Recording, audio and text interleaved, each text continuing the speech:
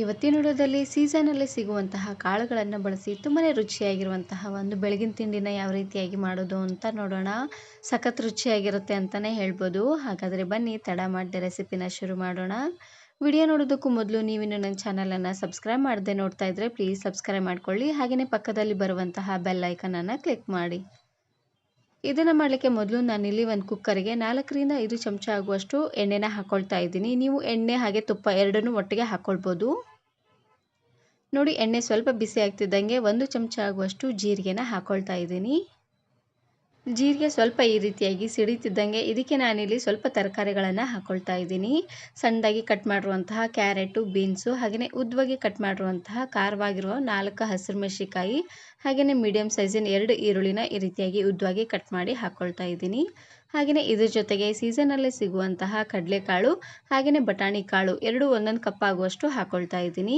ಇದ್ರ ಜೊತೆಗೆ ನೀವು ಅವರೆಕಾಳು ಹಾಗೆಯೇ ತೊಗರಿ ಕಾಳನ್ನು ಸಹ ಹಾಕ್ಕೊಳ್ಬೋದು. ನಾನಿಲ್ಲಿ ಮನೆಯಲ್ಲಿ 2 ಕಾಳಿದ್ವು, ಹಾಗಾಗಿ 2 ಕಾಳನ್ನು ಹಾಕ್ಕೊಳ್ತಾ ಇದ್ದೀನಿ. ಇವಾಗ ಕಾಳನ್ನು ಹಾಕ್ಕೊಂಡು ಚೆನ್ನಾಗಿ ರೀತಿಯಾಗಿ ಮಿಕ್ಸ್ ಮಾಡಿಕೊಂಡು ತರಕಾರಿ ಎಲ್ಲ ಸ್ವಲ್ಪ ಸಾಫ್ಟ್ ಆಗೋವರೆಗೂ ಬೇಯಿಸ್ಕೊಂಡು ತಗೊಳ್ಬೇಕು. ಉರಿನ ಪೂರ್ತಿಯಾಗಿ ಲೋ ಫ್ಲೇಮ್ನಲ್ಲೇ ಇಟ್ಟು ಒಂದು 2 ನಿಮಿಷವರೆಗೂ ಚೆನ್ನಾಗಿ ಇದನ್ನು ಬೇಯಿಸ್ಕೊಳ್ಳಿ. ತರಕಾರಿ ಎಲ್ಲ ಸ್ವಲ್ಪ ಸಾಫ್ಟಾಗಿ ಬೇಯಲಿ. ಅಷ್ಟರಲ್ಲಿ ನಾನಿವಾಗ ಒಂದು ಮಸಾಲೆನ ರೆಡಿ ಮಾಡ್ಕೊಳ್ತಾ ಇದ್ದೀನಿ. ಇದಕ್ಕೆ ನಾನಿಲ್ಲಿ ಸಣ್ಣ ಮಿಕ್ಸಿ ಜಾರಿಗೆ 3 ಇಂಚ್ ಆಗುವಷ್ಟು ಶುಂಠಿ, ಹಾಗೆಯೇ 4-5 ಗಡ್ಡೆ ಆಗುವಷ್ಟು ಬೆಳ್ಳುಳ್ಳಿ, ಸ್ವಲ್ಪ ಪುದೀನ ಸೊಪ್ಪು ಹಾಗೆಯೇ ಕೊತ್ತಂಬರಿ ಸೊಪ್ಪು ಎರಡನ್ನೂ ಒಟ್ಟಿಗೆ ಹಾಕ್ಕೊಳ್ತಾ ಇದ್ದೀನಿ. ಎಲ್ಲವನ್ನು ಇವಾಗ ಸಣ್ಣ ಮಿಕ್ಸಿ ಜಾರಿಗೆ ಹಾಕ್ಕೊಂಡು ಇದಕ್ಕೆ ಸ್ವಲ್ಪ ನೀರನ್ನು ಹಾಕ್ಕೊಂಡು ಪೂರ್ತಿ ನುಣ್ಣದಾಗಿ ಇದನ್ನು ಗ್ರೈಂಡ್ ಮಾಡ್ಕೊಂಡು ತಗೊಳ್ಬೇಕು. ಸೊಪ್ಪು ಸ್ವಲ್ಪ ಜಾಸ್ತಿ ಅನ್ನೋಂಗೆ ಇರಲಿ, ಅಂದರೆ ಚೆನ್ನಾಗಿರುತ್ತೆ. ಹಾಗಾಗಿ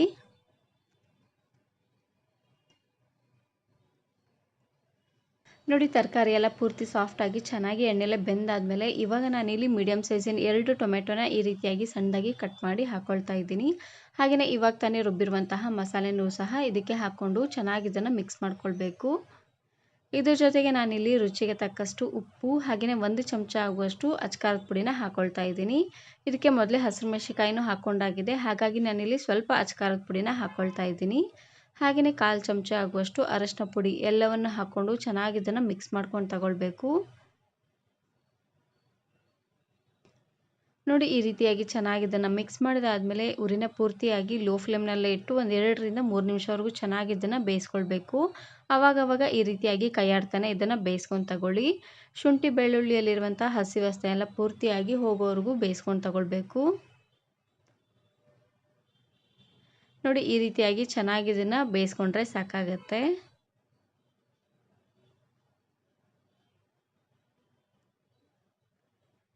ಇವಾಗ ನಾನಿಲ್ಲಿ 1 ಗ್ಲಾಸ್ ಆಗುವಷ್ಟು ಅಕ್ಕಿನ ಚೆನ್ನಾಗಿ ತೊಳೆದು ಒಂದು ಅರ್ಧ ಗಂಟೆ ಅಷ್ಟೊತ್ತು ನೆನೆಸಿಟ್ಟಿದ್ದೆ. ಆ ಅಕ್ಕಿನ ಹಾಕ್ಕೊಳ್ತಾ ಇದ್ದೀನಿ.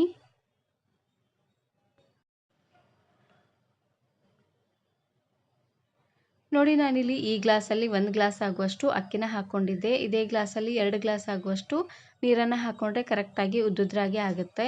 ಇವಾಗ ಸೀಸನಲ್ಲೇ ಸಿಗುವಂತಹ ಎಲ್ಲ ಕಾಳುಗಳು ಹಾಗೆ ತರಕಾರಿಗಳನ್ನೆಲ್ಲ ಹಾಕ್ಕೊಂಡು ಈ ರೀತಿಯಾಗಿ ತರಕಾರಿ ಪಲಾವನ್ನು ಮಾಡ್ಕೊಳ್ಳಿ. ತುಂಬಾ ರುಚಿಯಾಗಿರುತ್ತೆ ಅಂತಲೇ ಹೇಳ್ಬೋದು. ಇದನ್ನು ನೀವು ಬೆಳಗಿನ ತಿಂಡಿಗಾದರೂ ಮಾಡ್ಕೋಬೋದು, ಇಲ್ಲಾಂದರೆ ಮಧ್ಯಾಹ್ನ ಊಟ ರಾತ್ರಿ ಊಟಕ್ಕಾದರೂ ಮಾಡ್ಕೋಬೋದು, ಇಲ್ಲಾಂದರೆ ಮಕ್ಕಳ ಲಂಚ್ ಬಾಕ್ಸಿಗಾದರೂ ಮಾಡಿ ಕಟ್ಬೋದು. ತುಂಬಾ ಚೆನ್ನಾಗಿರುತ್ತೆ. ಇವಾಗ 2 ಗ್ಲಾಸ್ ಆಗುವಷ್ಟು ನೀರನ್ನು ಹಾಕ್ಕೊಂಡು ಮೇಲ್ಗಡೆ ಮುಚ್ಚಳನ ಮುಚ್ಚಿ ಉರಿನ ಪೂರ್ತಿಯಾಗಿ ಹೈ ಫ್ಲೇಮ್ನಲ್ಲೇ ಇಟ್ಟು 3 ವಿಸಿಲ್ ಕೂಗಿಸ್ಕೊಂಡ್ರೆ ಆಯಿತು. ತುಂಬಾ ರುಚಿಯಾಗಿರುವಂತಹ ತರಕಾರಿ ಹಾಗೆಯೇ ಕಾಳಿನ ಪಲಾವ್ ರೆಡಿಯಾಗಿ ಹೋಗ್ಬಿಡುತ್ತೆ. ನಾನು ಇದೇ ರೀತಿ ಬಹಳಷ್ಟು ವೆರೈಟಿ ಆಗಿರುವಂತಹ ರೈಸ್ ರೆಸಿಪೀಸ್ನ ಅಪ್ಲೋಡ್ ಮಾಡಿದ್ದೀನಿ, ಹಾಗೆಯೇ ಬ್ರೇಕ್ಫಾಸ್ಟ್ ರೆಸಿಪೀಸ್ನ ಅಪ್ಲೋಡ್ ಮಾಡಿದ್ದೀನಿ. ವಿಡಿಯೋ ನೋಡಿಲ್ಲ ಅಂದರೆ ಈ ವಿಡಿಯೋ ಕೊನೆಯಲ್ಲಿ ಹಾಕಿರ್ತೀನಿ, ನೋಡಿ ಚೆಕ್ ಮಾಡಿ. ಇವಾಗ ನೋಡ್ತಾ ಇರ್ಬೋದು ಕುಕ್ಕರ್ ಪೂರ್ತಿಯಾಗಿ ತಣ್ಣಗಾಗಿದೆ, ಹಾಗೆಯೇ ಪಲಾವ್ ಉದುದ್ರಾಗಿದೆ, ನೋಡ್ತಾ ಇದ್ರಲ್ವಾ.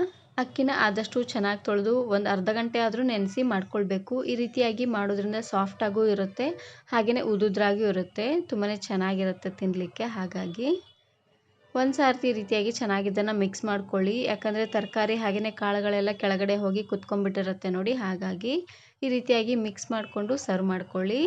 ಆದಷ್ಟು ಬಿಸಿ ಬಿಸಿ ಇರುವಾಗಲೇ ಸರ್ವ್ ಮಾಡ್ಕೊಳ್ಳಿ. ಸಖತ್ ರುಚಿಯಾಗಿರುತ್ತೆ ಅಂತಲೇ ಹೇಳ್ಬೋದು. ನಾನು ಇದಕ್ಕೆ ಯಾವುದೇ ರೀತಿಯಾಗಿರುವಂತಹ ಗರಂ ಮಸಾಲ ಹಾಗೆಯೇ ಪಲಾವ್ ಮಸಾಲ ಏನನ್ನೂ ಹಾಕ್ಕೊಳ್ತಾ ಇಲ್ಲ. ತುಂಬಾ ಸಿಂಪಲ್ ಆಗಿ ಮಾಡಿ ತೋರಿಸ್ತಾ ಇದ್ದೀನಿ.